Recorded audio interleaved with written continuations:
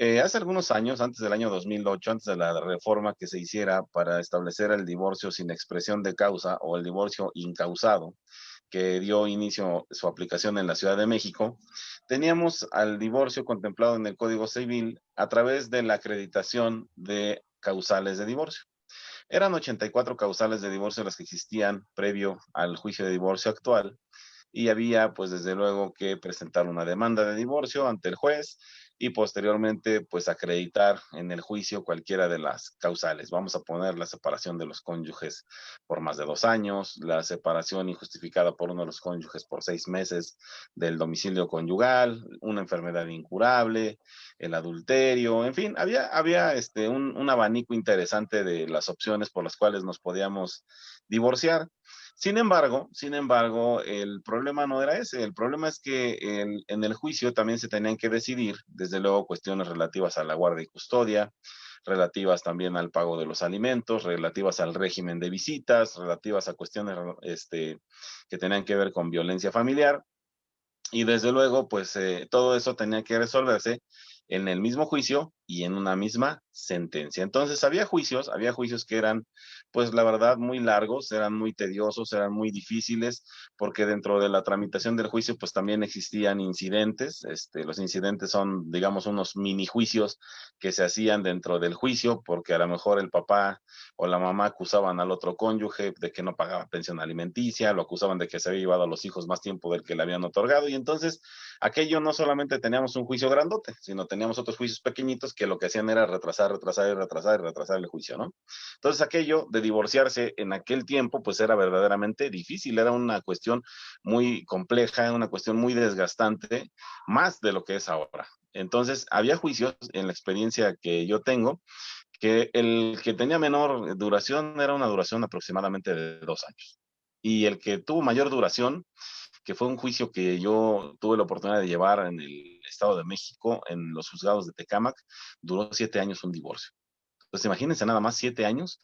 enfrascados en dimes y diretes, en pleitos, en jaloneos de niños, jaloneos de bienes, jaloneos de dinero, ocultamiento de dinero, en fin, era un tema muy difícil, muy cerrado, muy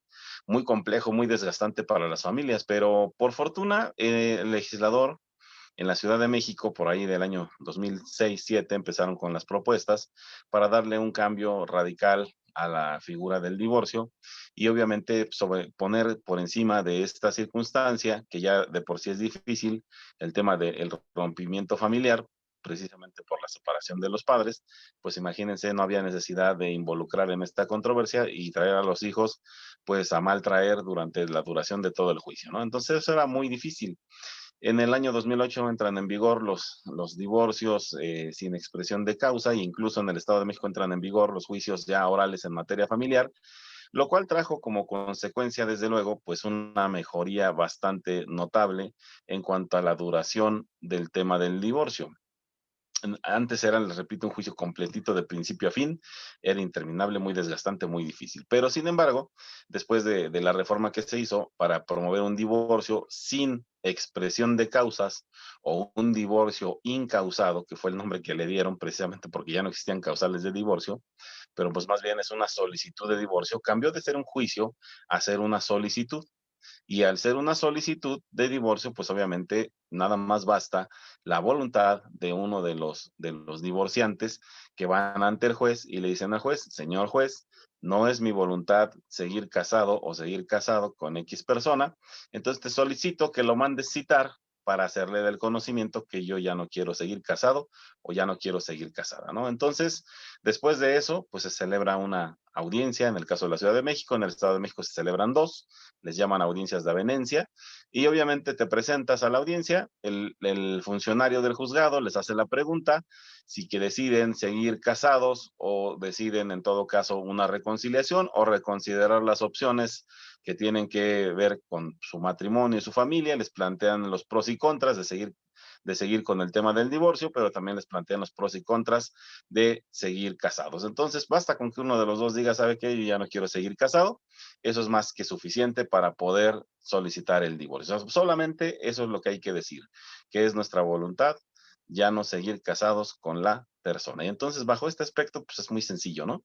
Se han llegado a decretar divorcios, pues a lo mejor por tardados, en 2 o 3 meses, ¿no? Y en asuntos que han sido muy rápidos, pues obviamente se han decretado sentencias de divorcio en 3 semanas. Entonces, en esas 3 semanas, pues ya una persona recobra enteramente su libertad y recobra pues la capacidad para poder contraer nuevas nupcias, ¿no? En la experiencia que tengo, pues mucha gente dice, bueno, pues ya soy libre, no vuelvo a meterme en estos problemas y sigue siendo feliz. Sin embargo, el tema del divorcio es sencillo. Lo que resulta o sigue resultando ser complejo o sigue resultando ser muy difícil, pues es el tema de que los papás se pongan de acuerdo precisamente en los temas que también son muy importantes o que tal vez son los más importantes. El tema relativo a la guarda y custodia de los hijos, el tema relativo precisamente a ver quién va a visitar a los hijos y en qué tiempo, y sobre todo el tema más importante, el tema relacionado con la pensión alimenticia. Queda también un pendiente ahí, si las personas se casaron en el régimen de sociedad conyugal y existen bienes comunes, pues desde luego también se tiene que entrar al conocimiento de ese asunto para saber qué bienes se le va a quedar a cada persona, y entonces pues ahí tenemos ese pendiente que también es un pendiente o una asignatura difícil. Si es el caso de la separación de bienes y efectivamente no hay bienes, o hay sociedad conyugal y no hay bienes, bueno, pues ese asunto también se puede resolver rápidamente. Se decreta la disolución de la sociedad conyugal, se da por terminada y ahí acaba el asunto, ¿no?